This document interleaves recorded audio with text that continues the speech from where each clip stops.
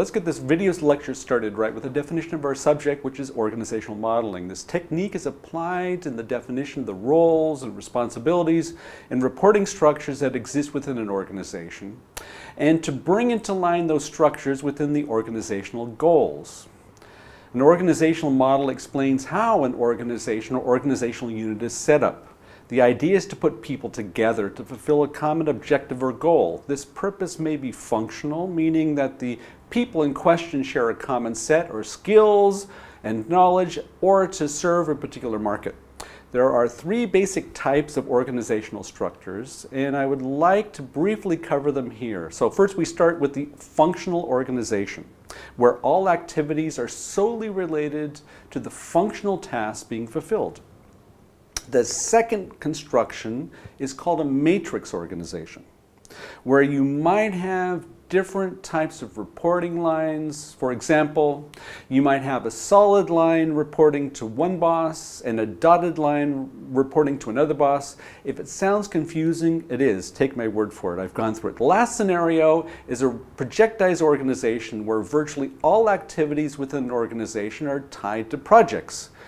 These different structures are not insignificant. Do you remember what we talked about in our first week where the organization should reflect the objectives? Well, as a business analyst, the organizational structure can be a very good indicator of enterprise environmental factors. Let's perform a more deeper dive into the organizational purpose and structure.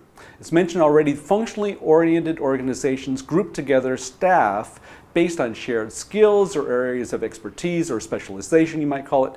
They are largely adopted in order to encourage the standardization of work or processes within the organization.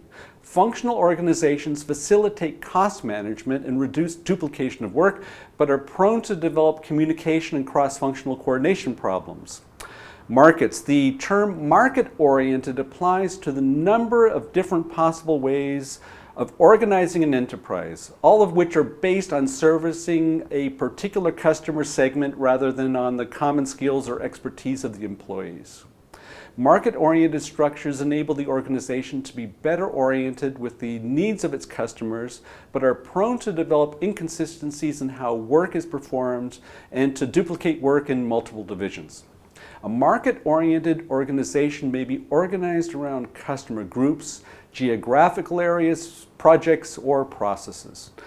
Lastly, roles. An organizational unit will include a number of specific roles. Each role requires a specific set of skills and knowledge, will have certain responsibilities, will perform particular kinds of work, and will also have well-defined relationships within other roles in the organization.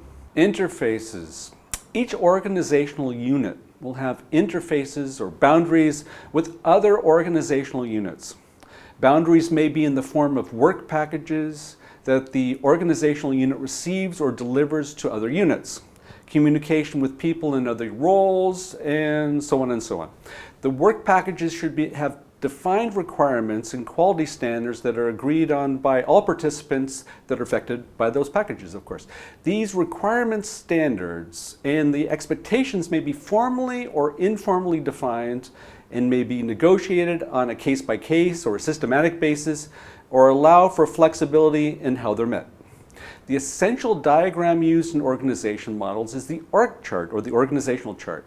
There's no formal standards set for defining these org charts, although there are certain standard conventions that most org charts will follow. So there you have it.